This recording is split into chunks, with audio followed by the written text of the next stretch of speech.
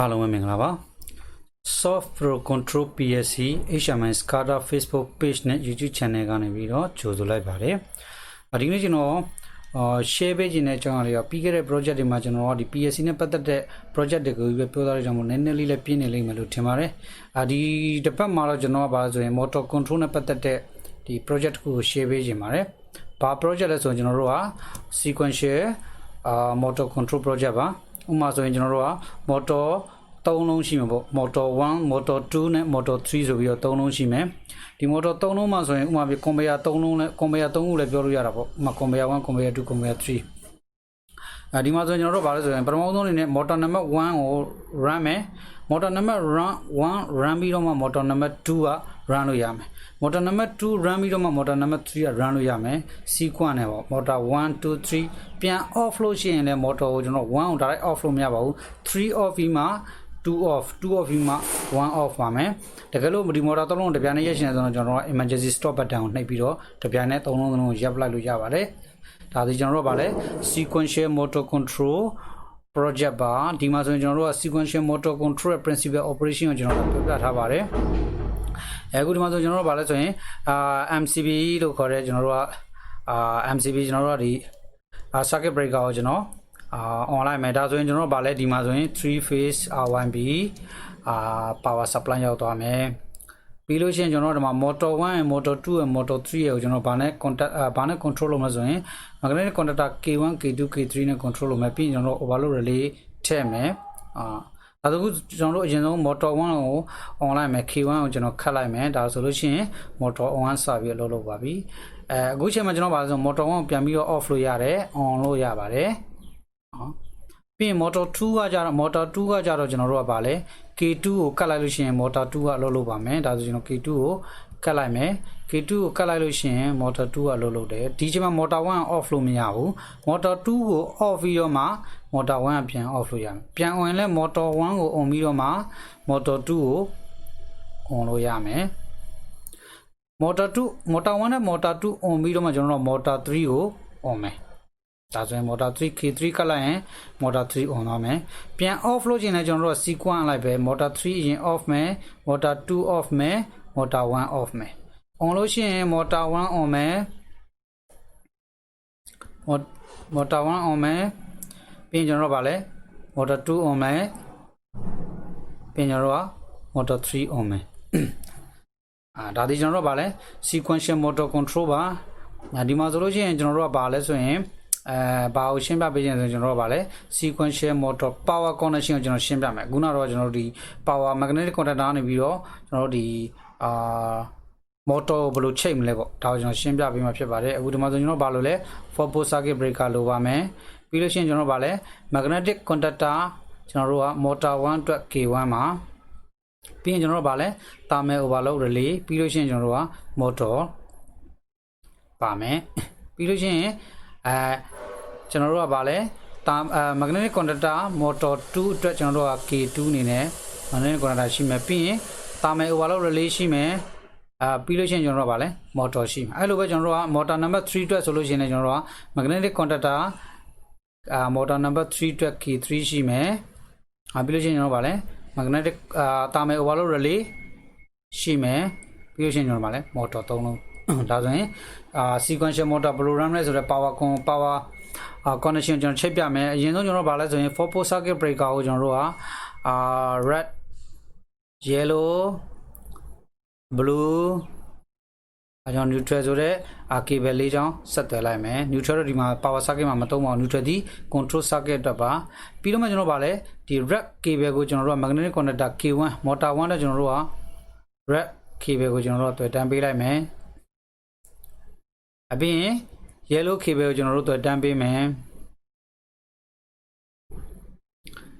ပြီးလို့ချင်းကျွန်တော်တို့ကဗာလဲ blue cable ကိုတွေ့တန်းပေးမယ်ဒါဆိုရင်3 phase ကျွန်တော်တို့က magnetic contactor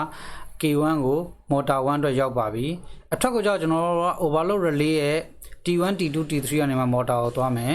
ကျွန်တော်တို့ကဒါဒီ U V W ပေါ့ motor ကိုဒါသွားမယ်power connection မှာအဲ့လိုပဲကျွန်တော်တို့ motor 2အတွက်ဆိုရင်ကျွန်တော်ဘာလုပ်မလဲဒီကနေပြီးတော့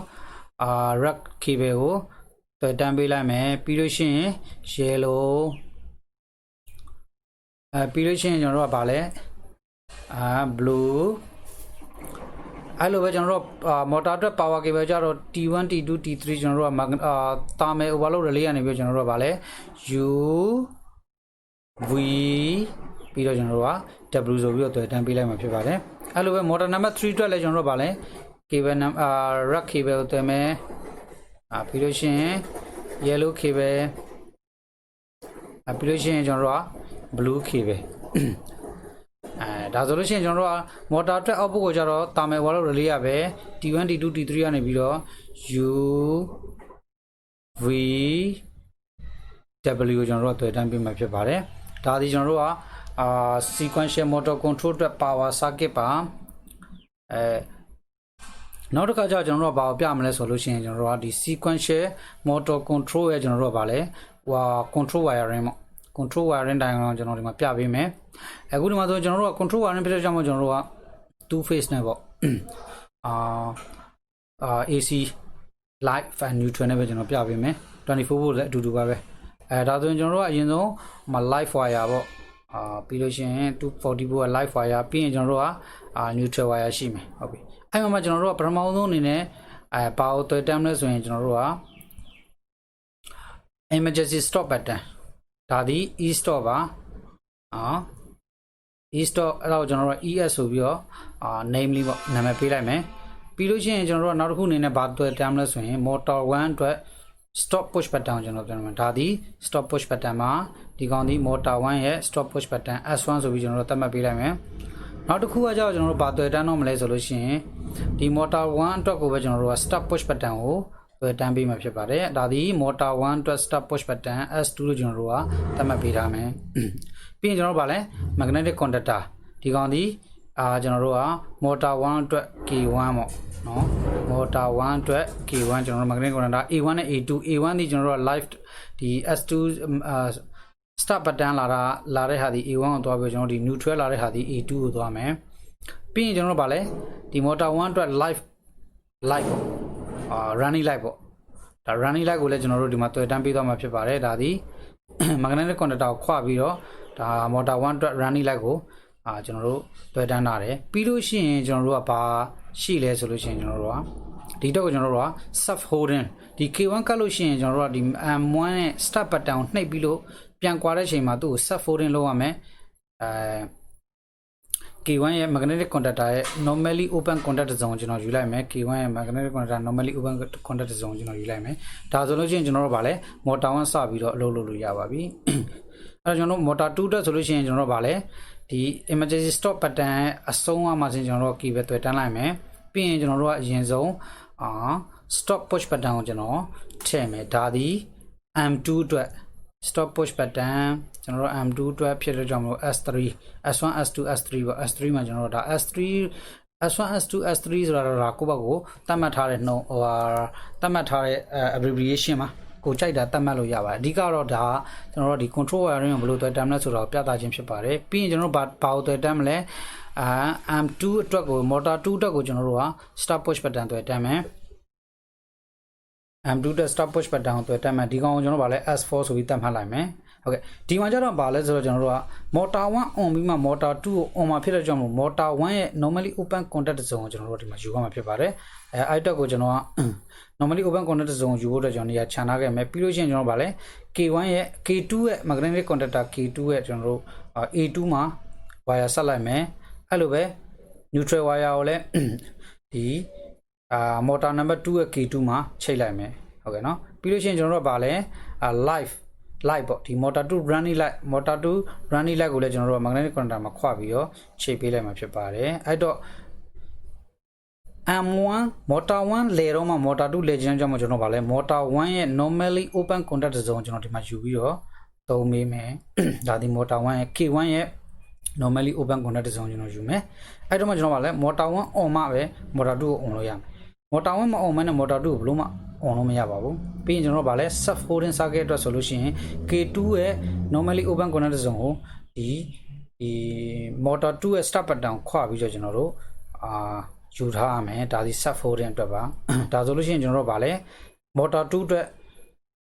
sequential motor 1ပြီးမှ motor 2 start လို့ရမယ် sequential start pattern တန်းရပါပြီအဲ့တော့ကျွန်တော်အခု start တွေပဲရင်ပြောပြအောင်မယ်ပြီးတော့မှကျွန်တော် stop ကိုဘယ်လို sequence ပြန်လုပ်မလဲဆိုတော့ပြောပြမှာဖြစ်ပါတယ်အခုဒီမှာဆိုကျွန်တော်တို့က motor 3အတွက်ကိုကျွန်တော်တို့တွေ့ရမှာဖြစ်ပါတယ် motor 3ရဲ့ဆိုကျွန်တော်တို့ကခုနကတော့ emergency stop button အောက်ဆုံးဟာကိုပဲကျွန်တော်က looping ထပ်ကူးလိုက်မယ် looping ကူးပြီးတဲ့အချိန်မှာကျွန်တော်ကနောက်ထပ် M2 အတွက် M3 အတွက်ကျွန်တော်တို့က stop push button ကိုကျွန်တော်တွေ့တတ်မှာဖြစ်ပါတယ်ဒါဒီ M3 အတွက် stop push button S5 ကျွန်တော်တို့ S3 S4 S5 ဆိုပြီးကျွန်တော်တို့နာမည်ပေးထားလိုက်မယ်ပြီးရင်ကျွန်တော်တို့ကပါလဲ motor 3အတွက်ကျွန်တော်တို့က stop push button ကိုကျွန်တော်တွေ့တတ်မယ်ဒါဒီကျွန်တော်တို့က S6 ပေါ့နော် switch number 6ပေါ့ switch 1 2 3 4 5 6ပေါ့ပြီးတော့မှကျွန်တော်တို့ကဘာတွေလုပ်မလဲဆိုဟုတ်ပြီ motor 1နဲ့ motor 2 start မှာပဲ motor 3ကို run လို့ရမှာဖြစ်တဲ့ကြောင့်အဲ့တော့ဘာလို့လဲ motor 1ရဲ့ normally open contact zone ရဲ့ motor 2ရဲ့ normally open contact zone ရဲ့အဲ့နှစ်စုံကျွန်တော်ဒီမှာယူသုံးမယ်အဲ့တော့အရင်ဆုံးကျွန်တော် motor 1ဖြစ်တဲ့ K1 ရဲ့ normally open contact zone ကိုယူမယ်ပြီးရင် K2 ရဲ့ normally open contact zone အဲ့တော့ motor 1 on ရင် K1 ကတ်မယ် motor 2 on ရင် K1 အဲ့နှစ်ခုစလုံး on တော့မှကျွန်တော်တို့ stop push button နှိပ်ပြီးတော့ဒီ K3 ဖြစ်တဲ့ motor 2 motor 3ရဲ့ကျွန်တော်တို့ magnetic connector on လို့ရမှာဖြစ်ပါတယ်အဲ့လိုပဲကျွန်တော်တို့ကဗာလဲဒီမှာအဲ့ဒီ magnetic connector ကိုခွပြီးတော့ပဲကျွန်တော်တို့ကဒီ K3 ရဲ့ running motor 3ရဲ့ running light ပေါ့ running light ကိုကျွန်တော်တော်တန်းမှာဖြစ်ပါတယ်ဟုတ်ကဲ့ဒါဆိုရင်ကျွန်တော်တို့ဒီ stop push button ကိုခွပြီးတော့ K3 ရဲ့ normally open contact zone sub holding circuit အနေနဲ့ကျွန်တော်ယူထားလိုက်မယ်ဒါဒီ K3 အတွက် sub holding stop button ကိုပြန်ပြီး release လုပ်တဲ့အချိန်မှာသူက holding ဖြစ်နေမယ် project ပေါ့ဒါပေမဲ့motor 1နဲ့ motor 2ဖြစ်တဲ့ K1 နဲ့ K2 တော့မအောင်ဆိုရင်ဒီ motor 3က online တဲ့အကြောင်းမရှိပါဘူးအဲ့လိုပဲ motor 2မှာဆိုရင်လည်းဒီ motor 1ကမအောင်ဆိုလို့ရှိရင်ကျွန်တော် motor 2ကို on စရာအကြောင်းပါဒါဆိုကျွန်တော်တို့ကဒီ sequential start ပေါ့ sequential start pattern start တော့ကိုကျွန်တော်တို့ကဒါအလုပ်လုပ်ပုံပြရယ် sequential stop ပြန်လုပ်မယ်ဆိုလို့ရှိရင်ကျွန်တော်တို့ကဒီ M1 ဆိုလို့ရှိရင်ကျွန်တော်ဗာလဲ M2 motor 2 on နေရင်ဖြစ်ဖြစ် motor 3 on နေရင်ဖြစ်ဖြစ် stop လုပ်လို့မရအောင်ကျွန်တော်ဗာလုပ်မလဲ stop button ကိုခွပြီးတော့ကျွန်တော်တို့ကဒီ motor 2ရဲ့ K2 normally open contact zone နဲ့ motor 3ရဲ့ K3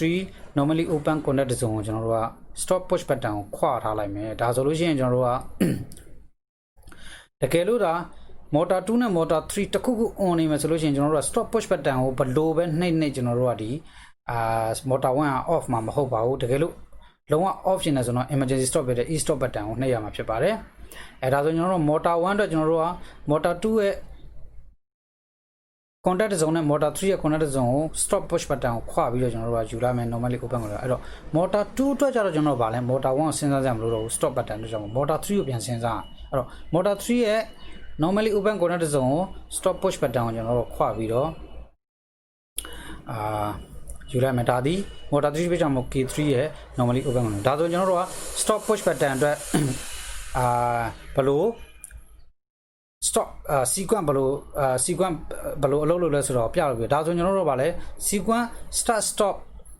motor 1 motor 2 motor 3ပြီးရင် motor 3 motor 2 motor 1ဘလို့လုပ်လဲဆိုတော့အခုကျွန်တော် animation လေးနဲ့ပြမှာဖြစ်ပါတယ်အခုဆိုကျွန်တော်တို့ကဒီဘက်က motor 1ရဲ့ stop push button S2 ကိုကျွန်တော်နှိပ်ကြည့်လိုက်မယ် S2 ကိုနှိပ်လိုက်လို့ရှိရင်ဘာဖြစ်မလဲ K1 ခတ်မယ် K1 ရှိသမျှ K1 တွေအကုန်လုံးကျွန်တော်တို့ကတ်သွားမှာဖြစ်ပါတယ်ဒါဒီကျွန်တော်တို့အခုဆိုရင် S2 ကိုကျွန်တော်နှိပ်လိုက်မယ်stop button ကိုနှိပ်လိုက်မယ်နှိပ်လိုက်လို့ရှိရင်ဘာဖြစ်မလဲကျွန်တော်တို့က motor 1လုပ်ပါပြီအဲ့မှာကျွန်တော်တို့ကြည့်လိုက်လို့ရှိရင်ဒီဘက်မှာရှိတဲ့ K1 တွေ motor 2မှာရှိတဲ့ K1 contact တွေ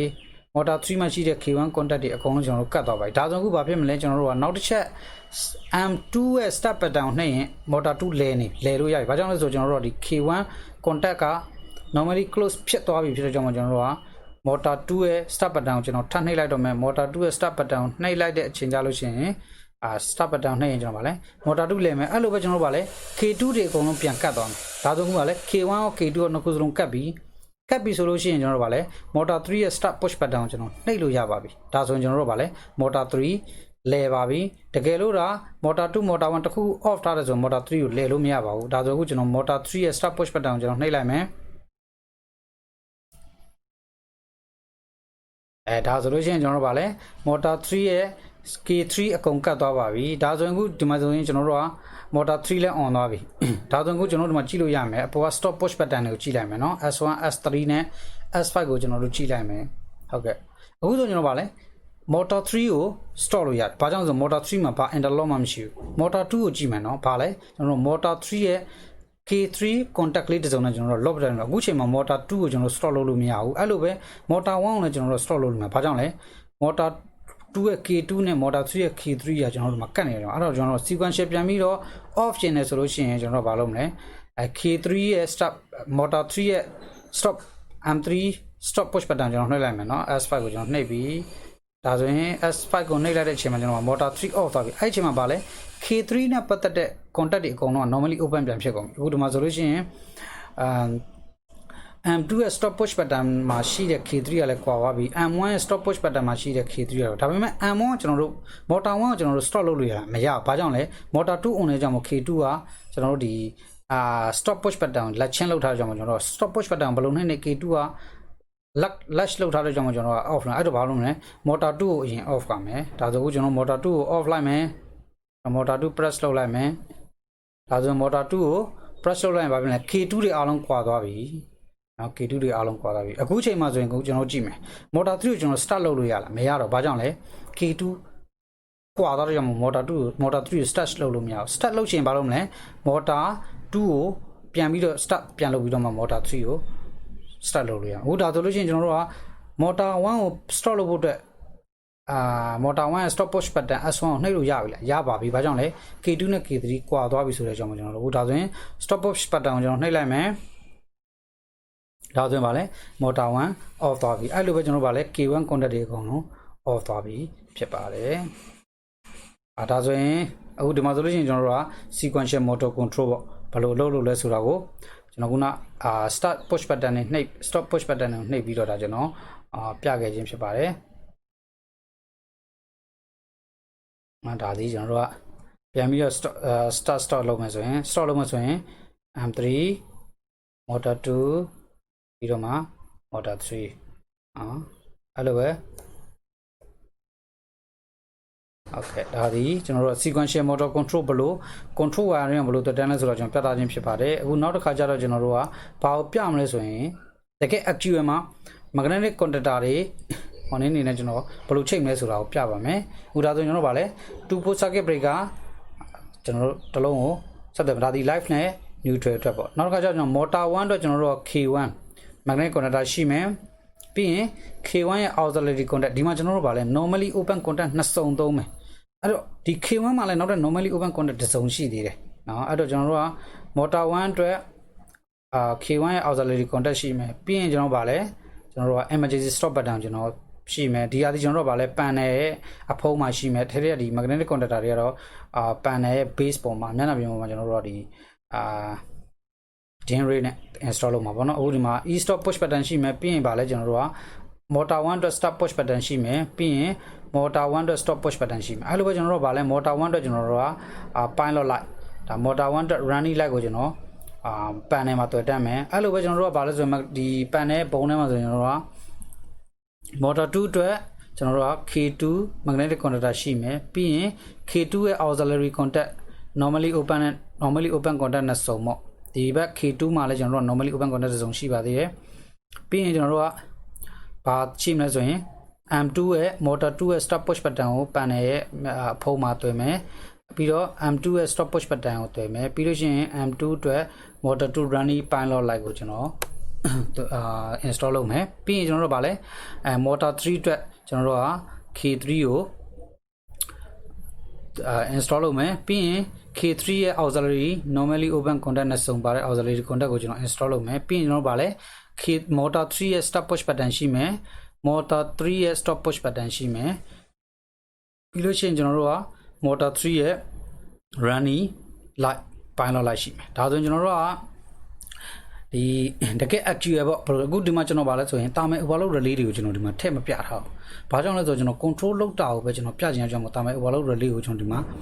ignore လုပ်ထားတယ်။ကိုယ့်ဘက်ကိုတကယ် actual ဆိုရင်တော့တာမယ် overload relay ကိုထည့်ပြီးတော့ install လုပ်ရမယ်ပေါ့နော်။အခုဒီမှာဆိုကျွန်တော် control ပဲကျွန်တော်ပြမှာဖြစ်ပါတယ်။အခုဆိုရင်ကျွန်တော်တို့ကဗာလဲစပြီးတော့ key ပဲတွေ့တန်းတော့မယ်။နော်ဒီဘက်ကကျွန်တော်တို့ဒီ e stop တွေ start stop pilot light တွေအားလုံးဒီကျွန်တော်တို့ panel ရဲ့အဖုံးမှာကျွန်တော်တို့က install လုပ်မယ် panel ရဲ့အတွင်းထဲမှာတော့ကျွန်တော်တို့ကဒီ magnetic contactor တွေဒီMCB တွေ circuit breaker တွေကိုကျွန်တော် install လုပ်မှာဖြစ်ပါတယ်ဒါဒီကျွန်တော်တို့က sequential motor control project ပါ motor 3လုံးရှိမယ်1 2 3 1 on ပြီးမှ2 on လို့ရမယ်2 on ပြီးမှ3 on လို့ရမယ် off ရှင်လဲ3 off ပြီးမှ3 2 off လို့ရမယ်2 off ပြီးမှ1 off လို့ရမယ်ပေါ့နော်ဒီတော့ကိုကျွန်တော်ဒါ control wiring ဘယ်လိုတွေ့တန်းလဲဆိုတော့ကျွန်တော်ပြပါမယ်ဒီမှာပြီးကျွန်တော်တို့ဘာလုပ်မလဲlive wire ကိုကျွန်တော်တို့က MCB ကိုကျွန်တော်တို့ကတွေ့တန်းလိုက်မယ်ပြီး neutral wire ကိုလည်းကျွန်တော်တို့က MCB ကိုတွေ့တန်းလိုက်မယ်အဲ့တော့ live wire MCB ကအထွက်မှာ2 port circuit 2 port circuit breaker ပေါ့2 port circuit breaker နဲ့အထွက်မှာကျွန်တော် motor 1ရဲ့ကျွန်တော်ဒီ emergency stop button ကိုတွားမယ်ဒါဒီအခုဒီမှာကျွန်တော် power circuit မဟုတ်ဘူးเนาะကျွန်တော်က control circuit e stop ကိုကျွန်တော်တို့ကအချိန်မှာ e stop ရဲ့အဝင်ကိုကျွန်တော်တို့ကဒီ 2 port circuit breaker ရဲ့အထွက်ကနေပြီးကျွန်တော်တို့ကဒါ live wire ကိုထည့်လိုက်မယ်အဲ့တော့ e stop ရဲ့အထွက်ကမှတစ်ဆင့်ကျွန်တော်ဗာလဲ M1 ရဲ့ motor 1ရဲ့ stop push button ရဲ့အဝင်ကိုသွားမယ်ဒါဆိုရင် e stop ရဲ့အထွက်ကနေပြီးတော့ကျွန်တော်တို့ motor 1ရဲ့ stop push button ရဲ့အဝင်ကိုသွားမယ်ပြီးလို့ရှိရင် motor 1ရဲ့ stop push button ရဲ့အောက်ကမှအထွက်ကမှတစ်ဆင့်ကျွန်တော်ဗာလဲ motor 1ရဲ့ stop push button ကိုသွားမယ်နော်ပြီးရင် motor 1ရဲ့ stop push button ရဲ့နောက်တစ်ခုအထွက်ကမှတစ်ဆင့်ကျွန်တော်ဘယ်ကိုသွားမလဲဆိုရင် magnetic connector K1 ရဲ့A2 နော် A2 ကိုသွားမယ်ဒါပြီးကျွန်တော်တို့က A2 ပါကွာမော့နော်အဲ့ဒီလိုပဲကျွန်တော်တို့ဗာလဲ A1 ကိုကျွန်တော်တို့ neutral wire တွေ့တန်းလိုက်မယ်ဒါဒီ neutral wire circuit breaker နေပြီးတော့ neutral wire ကျွန်တော်တို့က motor 1ရဲ့ K1 ရဲ့A2 A1 ကိုကျွန်တော်တွေ့တန်းလိုက်ပါပြီဒါဆိုရင်ကျွန်တော်ဗာလဲ stop push button ကိုနှိပ်တာနဲ့ M1 လို့ဒါပေမဲ့ကျွန်တော်ဗာလဲဒီမှာpilot light အတွက်ကျွန်တော်တို့ကလိုပါသေးတယ် running light အတွက်ဆိုရင်ကျွန်တော်ဗာလဲ A2 ကနေကျွန်တော် contact လုပ်လိုက်မယ် pilot light ကိုဒါကျွန်တော်တွေ့တန်းလိုက်မယ်အဲ့လိုပဲကျွန်တော်တို့ pilot light က running light က neutral ကိုလည်းကျွန်တော်တို့ကဗာလဲအပေါ်ကနေပြီးတော့ကျွန်တော်တို့ looping ကူးလိုက်မှာဖြစ်ပါတယ် A1 ရဲ့ looping ကူးလိုက်မယ်ဒါဆိုရင်ကျွန်တော်တို့က pilot light slow လုပ်နိုင်ပြီဒါပေမဲ့ motor 1ရဲ့ K1 ရဲ့ကျွန်တော်တို့ကဘာလို့သေးလဲဆိုရင် sub folding အတွက် normally open contact ဇုံကိုကျွန်တော်တို့ကဒီ stop push button ကိုခွာပြီးတော့ချိန်ပေးရမယ်ဒါဆိုရင်ကျွန်တော်တို့ stop push button ရဲ့အပေါ်ကနေမှတစ်ဆင့်ကျွန်တော်တို့က normally open contact ဇုံ K1 ရဲ့ anode contact ဇုံကိုယူမယ်အဲ့လိုပဲ stop push button ရဲ့အောက်ကနေပြီးမှတစ်ဆင့်နောက်ထပ်ကျွန်တော်တို့ကဒီmagnetic connector ရဲ့ normally open contact ဇုံယူမယ်ဒါဆိုနေဆိုရင်ကျွန်တော်တို့ကဒီmotor 1ရဲ့ stop အတွက်ကိုကျွန်တော်တို့လုပ်လို့ရပါပြီ motor 1ရဲ့ stop အတွက်ကြတော့ကျွန်တော်တို့ခုန control wiring ကိုပြထားတဲ့အတိုင်းမှာကျွန်တော် stop အတွက်ကိုပြောမယ်ဒါဆိုပါလဲကျွန်တော် stop push button ကိုခွာပြီးတော့ကျွန်တော်တို့က motor 2နဲ့ motor 3ရဲ့ contact ဇုံစီကိုကျွန်တော်တို့ယူရအောင်အဲ့တော့ stop push button ကိုခွာပြီးပထမဆုံးအနေနဲ့ကျွန်တော်က motor 3ရဲ့ motor 2ရဲ့ K2 ရဲ့ auxiliary contact က normally open contact ဇုံကိုကျွန်တော်တွေ့တန်းလိုက်မယ်ဒါဒီကျွန်တော်တို့က stop အတွက်ပါ sequential stop အတွက်နောက်တစ်ခါဒီ motor 1ရဲ့ stop push button ရဲ့အောက်ဘက်ကမှတစ်ဆင့်ကျွန်တော်တို့က K2 ရဲ့ normally open contact နောက်တဲ့ဇုံစီကျွန်တော်တို့အောက်ဘက်ကိုတွန်းဒါဆိုရင်ကျွန်တော်တို့ဗာလဲ K2 ရဲ့ normally open contact ဇုံကကျွန်တော်တို့က motor 1ရဲ့ stop push button ကိုကျွန်တော်တို့ကဒါခွာထားပြီးဖြစ်ရမလို့တကယ်လို့ဒါကျွန်တော်တို့က K2 on လာမှဆိုရင်ဘယ်လိုပဲနှိမ့်နေ K1 ဒီ motor 1က stop လုပ်ရမှာမဟုတ်ဘူးအဲ့လိုပဲကျွန်တော်တို့ဗာလဲနောက်ထပ် K3 ရဲ့ normally open contact ဇုံနဲ့ကျွန်တော်တို့ဒီ stop push button ကိုခွာမယ်ဒီမှာကျွန်တော် stop push button နဲ့မယူတော့ဘူးဒီ K2 ရဲ့ auxiliary contact နဲ့ကျွန်တော်ဟိုဘက်ကို chamber looping ကူးလိုက်မယ်ဒါဒီကျွန်တော်တို့က K3 ရဲ့ normally open contact ဇုံယူပြီးတော့ကျွန်တော်တို့က stop push button ကိုခွာလိုက်ခြင်းဖြစ်ပါတယ်ဒါဆိုလို့ရှိရင်ကျွန်တော်တို့က motor 1 အတွက် sequential ရပါပြီ start နဲ့ stop နဲ့တော့ကို sequential ရပါပြီဒီမှာကျွန်တော်ကဘယ်လိုပြမလဲဆိုတော့အခုနောက်ထပ် motor 2 အတွက်ဆက်ပြီးပြလိုက်မယ်ဆိုလို့ရှိရင်ရှုပ်ထွေးသွားနိုင်တယ်မှာကျွန်တော် motor 1မှာရှိတဲ့ဒီ cable တွေအားလုံးကိုကျွန်တော်ဖျောက်ပလိုက်မယ်เนาะဖျောက်ပြီးတော့မှ motor 2 တီးတီးပဲပြမယ်ကျွန်တော်ဖျောက်ပလိုက်မယ်ဒါပေမဲ့အခုတော့ motor 1ရဲ့ stop button နေပြီးတော့ကျွန်တော်က motor 2ရဲ့ stop button ကိုကျွန်တော် power supply ကို looping ကူးလိုက်ဒါဆိုရင်တော့အခုဒီမှာ cable တွေအကြောင်းမတူအောင်ကျွန်တော်ခွဲဆွဲပြတာပါတယ်ဒါဒီ motor 2 အတွက်ပါအဲ့တော့ stop push button ကိုကျွန်တော် looping ကူးပြီးသွားပြီဆိုရင် stop push button အောက်ကမှတစ်ဆင့်ပဲသွားမလဲ motor 2ရဲ့ stop push button ကိုသွားမယ်အဲ့လိုပဲ motor 2ရဲ့ stop push button မှာတစ်ဆင့်ကျွန်တော်ဘယ်ကိုသွားမလဲဆိုတော့ဒီမှာကြောက်ကျွန်တော်ဗာလဲ sequential stop ဖြစ်တဲ့အတွက်ကြောင့်မလို့ motor 1ရဲ့ normally open contact ဇုံကိုဖြတ်ပြီးတော့မှကျွန်တော်တို့က motor 2ရဲ့ ကွာရင်ကျွန်တော်တို့သွားလို့ရမှာအဲ့တော့မှ motor 1စပြီးတော့မှ motor 2 on လို့ရမှာဒါဆိုရင်ကျွန်တော်ဘာယူမလဲဆိုရင်ဒီ motor 1 K1 ရဲ့ normally open contact ဇုံကိုဒီ motor 2ရဲ့ start push button လေးကိုကျွန်တော်တို့ကယူလိုက်မယ်ဒါဒီကျွန်တော်တို့က K1 auxiliary contact K1 auxiliary contact အထွက်ကမှတစ်ဆင့်ကျွန်တော်တို့ဗာလဲ K2 ရဲ့ motor 2ရဲ့coin A2 ကိုကျွန်တော်တို့ဆိုတာဒါဆိုရင်ကျွန်တော်ဗာလဲ start M1 start မှာ motor 1 start မှာ motor 2 start လို့ရမယ်ဆိုတော့ sequential start push start sequence ရပါပြီဒါဆိုရင်ကျွန်တော်ဗာလဲ pilot light ကကျွန်တော်တို့ဒီကနေပြီးတော့ A2 ကနေပဲတစ်ဆင့်ကျွန်တော် motor 2ရဲ့အရင်ဆုံးကျွန်တော်ဗာလဲsorry ဒီ motor 2ရဲ့neutral အတွက်ကိုကျွန်တော်တို့ဗာလဲဟိုက neutral wire နေပြီးတော့ looping ကူးလိုက်မယ်ဒါဒီ A1 အတွက်ဒါဒီကျွန်တော်တို့က motor 2ရဲ့ A2 နဲ့ A1 ကိုကျွန်တော် contact ရသွားပါပြီပြီးရင်ကျွန်တော်တို့က pilot light running light motor 2အတွက် running light ဆိုလို့ရှိရင်ကျွန်တော်ဗာလဲ A2 ကနေမှတစ်ဆင့်ကျွန်တော်တို့ကဒီ running light ကိုကျွန်တော် wire သွယ်တန်းလိုက်မယ်အဲ့ဒီလိုပဲကျွန်တော်တို့က neutral အတွက်ဆိုလဲ neutral ကနေမှတစ်ဆင့်ဒီ pilot light ကို wire သွယ်တန်းလိုက်မှာဒါဒီ pilot light လင်းပါပြီဒီလိုအချိန်တွေမှာဆိုလို့ရှိရင်ပြီးလို့ရှိရင်ကျွန်တော်တို့ဘာကြံသေးလဲဆိုတော့sub folding ပေါ့ဒီ M2 ရဲ့ start push button ကိုနှိပ်ပြီးတဲ့အခါမှာဒီ K2 စက္ကန့်နေဖို့အတွက်ကျွန်တော်တို့က K2 ရဲ့ normally open contact zone ကိုကျွန်တော်ယူအောင်မှာဖြစ်ပါတယ်အဲ့တော့ဒီမှာ K2 ရဲ့ normally open contact zone ကို M2 ရဲ့ start push button ကိုခွာပြီးတော့ကျွန်တော်တွေ့တန်းလိုက်မယ်ဒါဒီကျွန်တော်တို့က motor 2အတွက် normally open contact zone ကို motor 2ရဲ့ start push button ကိုခွာလိုက်တာပါဟုတ်ကဲ့ဒါဆိုလို့ရှိရင်ကျွန်တော်တို့ကဘာလဲsequential start အတွက်ရသွားပြီ sequential stop အတွက်ကြတော့ကျွန်တော်ဘာကိုယူမလဲဆိုရင် motor 3ရဲ့ normally open contact zone ပြန်ယူသုံးမယ် stop တော့အဲ့တော့ stop push button ကိုခွာပြီးတော့ normal 3ရဲ့ normally open contact zone ကိုကျွန်တော်တွေ့တန်းလိုက်မှာဖြစ်ပါတယ်ဒါဆိုရင်ကျွန်တော်တို့stop push button အပေါ်မှာတစ်ဆင့် motor 3 K3 ရဲ့ normally open contact zone ကိုတွေ့လိုက်ပြီးတော့အထွက်ကမှတစ်ဆင့်ကျွန်တော်တို့ကဒီ K3 ရဲ့ M2 ရဲ့ stop push button ဒါဆိုရင်ကျွန်တော်ဗာလဲ stop sequence ရပါပြီအဲ့တော့ motor 1 on နေတဲ့ motor 2ကို off လို့မရပါဘူးအဲ့တော့ motor 3 on နေတဲ့ motor 2ကို off လို့မရပါဘူး motor 3 on မှာပဲ motor 2က off လို့ရပါမယ်ဒါဆိုရင်ကျွန်တော်တို့ဗာလဲ motor 2အတွက် sequential start နဲ့ stop အတွက်ကျွန်တော်တို့ power တွေ့တန်းပြရပါပြီဒါဆိုခုနောက်တစ်ခါကျွန်တော်ပြမှာ motor 3အတွက်အခုဆိုလို့ရှိရင်ကျွန်တော်တို့က motor 2ရဲ့ဒီ connection ကိုကျွန်တော်ခဏမေးထားလိုက်မယ်ဖြောက်လိုက်ပြီးတော့မှကျွန်တော် motor 3တက်တီးတီးဆွဲပြမယ်ပြီးတော့မှကျွန်တော် connection တွေအားလုံးကိုပြန်ပြီးတော့ပေါင်းမိမှာပေါ့နော်ဟိုဒါဆိုရင်ကျွန်တော် motor 3 2ကိုကျွန်တော်control wire တွေကျွန်တော်ဖြောက်ပလိုက်မယ်ပြီးရင်ဒီ motor 2ရဲ့ stop button မှာတစ်ဆင့်ကျွန်တော်တို့ကဒီlive wire ကို motor 3ရဲ့ stop button ကိုကျွန်တော် looping ကူးလိုက်မယ်အဲ့တော့ motor 3ရဲ့ stop button အထွက်ကမှတစ်ဆင့်ကျွန်တော်ဗာလဲ motor 3ရဲ့ start button ကိုသွားမယ်ဟုတ်ပြီဒီမှာကြတော့ကျွန်တော်တို့ကဗာလဲဒီမှာ sequential start ဖြစ်တဲ့ကြောင့်မို့ motor 1 or 2 or on မှာကျွန်တော်တို့ကဒီမှာmotor 3ကို on လို့ရမှာဖြစ်ပါတယ်ဒီအတွက်ကိုကျွန်တော်တို့ကဘာလုပ်ရမလဲဆိုရင် motor 3ရဲ့ start button ရဲ့အထွက်ကမှတစ်ဆင့်ကျွန်တော်တို့ဗာလဲ motor 1ရဲ့ normally open contact zone motor 2ရဲ့ normally open contact zone ကျွန်တော်တို့ဘာလုပ်မလဲ series ချိန်မယ်ပြီးတော့မှကျွန်တော်တို့ဗာလဲ motor 3ရဲ့ coin A2 ကိုကျွန်တော်တို့သွားမယ်ဒါဆိုရင်ကျွန်တော်အခုဒီမှာ motor 2ရဲ့ start button နေမှာတစ်ဆင့်ကျွန်တော် wire တွေ့တန်းလိုက်မယ် K1 ရဲ့ normally open contact zone အဲ့ဒီ K1 ရဲ့ normally open contact zone ရဲ့အထွက်မှတစ်ဆင့်ကျွန်တော်ဗာလဲ K2 ရဲ့ normally open contact zone ကိုသွားမယ်ကျွန်တော် wire နဲ့ဆွဲပြထားပါတယ်ဒါဆိုရင် K2 ရဲ့ normally open contact zone အထွက်မှာကျွန်တော်ဗာလို့သွားမလဲ K3 ရဲ့ coin A2 ကိုသွားမယ်ဒါဆိုကျွန်တော်ဗာလဲ sequential start motor 1 motor 2 on ပြီးတော့မှပဲ motor 3 on လို့ရမယ်ဆိုတော့ sequential start အတွက်ကိုကျွန်တော်ဒါတွဲပြထားခြင်းဖြစ်ပါတယ်အခုတို့လို့ရှိရင်ဗာလဲကျွန်တော် motor 3ရဲ့neutral wire အတွက်ကျွန်တော် looping ကူးလိုက်မယ်ဒါဒီ motor 3ရဲ့ K3 ကိုကျွန်တော်တို့က A2 A1 အတွက်ကျွန်တော်တို့က neutral wire ကို looping ကူးလိုက်မယ်ပြီးလို့ရှိရင်ဗာလဲ motor 3ရဲ့ running light အတွက်ကိုကျွန်တော်တို့က A2 ကနေတစ်ဆင့်ကျွန်တော်တို့ wire တွေ့တန်းလိုက်မယ်running light ကိုတွေ့တန်းလိုက်မယ်ပြီးတော့ running light ကကျွန်တော်တို့ကneutral wire အတွက်ကိုလည်းကျွန်တော်တို့ looping ကူးလိုက်မယ်ဒါဆိုရင်ကျွန်တော်ဗာလဲ motor 3 start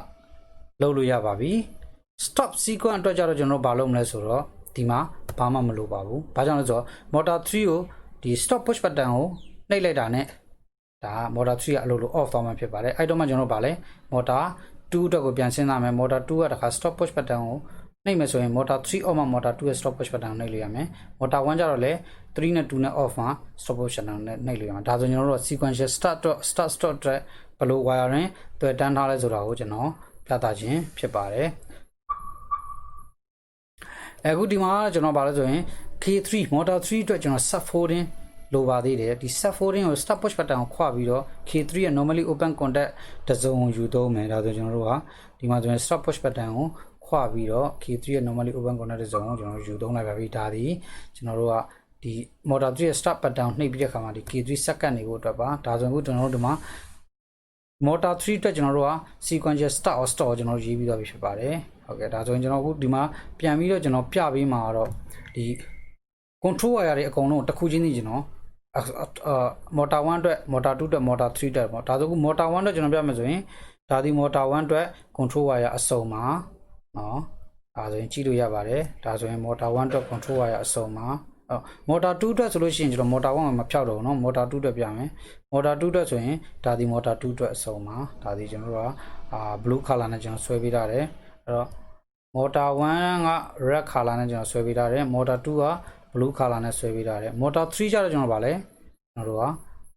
yellow color နဲ့ကျွန်တော်ဆွဲပေးထားပါဖြစ်ပါတယ်ဒါဆိုလို့ရှိရင်တော့ကျွန်တော်တို့ကဗာလဲဒီ sequential start stop step complete wiring ပေါ့เนาะအဲ့တော့ပြန်ကြည့်မယ်ဆိုတော့ကျွန်တော်တပိုင်းချင်းစီပြန်ကြည့်ပြီးပါဗျဒီမှာအခုလိုအကုန်လုံးပြလို့ရှိရင်တော့ကျွန်တော်တို့ရှုပ်ထွေးနေလို့ထင်တယ်ဒါပေမဲ့ခုနကျွန်တော်ရှင်းပြသလိုတပိုင်းချင်းစီကိုကြည့်ပေးသွားမယ်ဆိုတော့ဘာမှမခဲပါဘူးလွယ်ပါတယ်အခုဒီမှာဆိုလို့ရှိရင်ကျွန်တော်ဗာလဲအရင်ဆုံး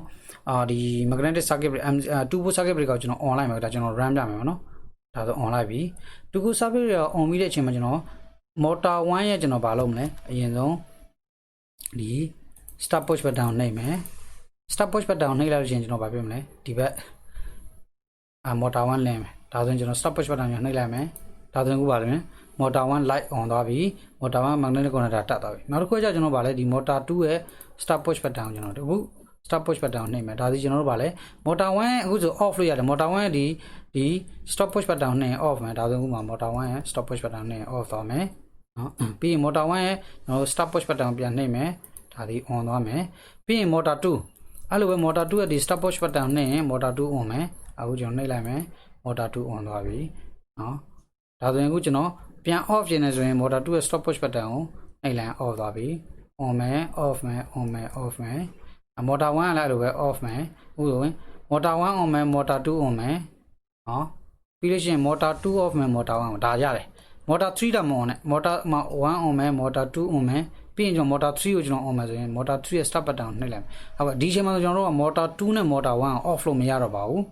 ဘာကြောင့်လဲဆိုတော့ stop တက်ကိုကျွန်တော်တို့လက်ချင်းလောက်ထားတဲ့ကြောင့်ဒါဆိုရင် motor 3ကို on နေဆိုလို့ရှိရင်ကျွန်တော်ဘာလို့ motor 3ကိုအရင်ဆုံး off မယ်ပြီးတော့မှ motor 2ကို off မယ်ပြီးတော့မှ motor 1ကို off မယ် on လို့ရှိရင်လည်းmotor 1ကို on ပြီးတော့မှ motor 2ကို on လို့ရမယ်ပြီးတော့မှ motor 3ကို on လို့ရမှာဖြစ်ပါတယ်ဟုတ်ကဲ့ဒီ project လေးကိုကြည့်ပြီးတော့ကျွန်တော်တို့က sequential ပေါ့နော်ဘယ်လို control လုပ်မလဲဆိုတာကိုကျွန်တော်တို့က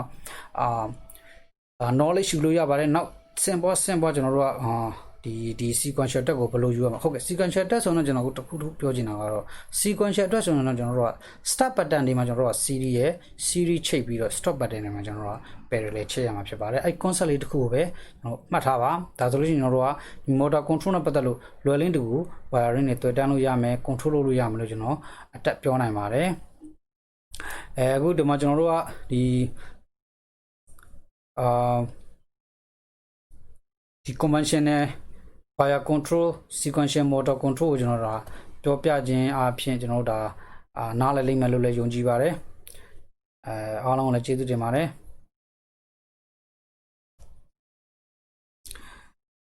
ကျွန်တော်တို့ဒီ soft pro control Facebook page နဲ့ YouTube channel လေးကိုကြည့်ရှုပေးတဲ့အတွက်ကြောင့်ကျွန်တော်တို့ကျေးဇူးတင်ပါတယ်ကျွန်တော်တို့ဒီမှာlike နဲ့share button လေးတွေကိုနှိပ်ခဲ့ဖို့လည်းမမေ့ပါနဲ့ခင်ဗျအဲ့လိုပဲကျွန်တော်ဒီ YouTube channel မှာဆိုရင်လည်းကျွန်တော်တို့ဒီ subscribe button လေးတွေကိုနှိပ်ပြီးတော့နောက်တစ်ခါကျွန်တော်ဒီ notification bell လေးကိုနှိပ်ပေးခြင်းအပြင်နောက်ထပ်အသစ်တက်လာမယ်ကျွန်တော်တို့ဒီ video တွေကိုအချိန်နဲ့တပြေးညီ update ကြည့်လို့ရမှာဖြစ်ပါတယ်အားလုံးကိုကျေးဇူးတင်ပါတယ်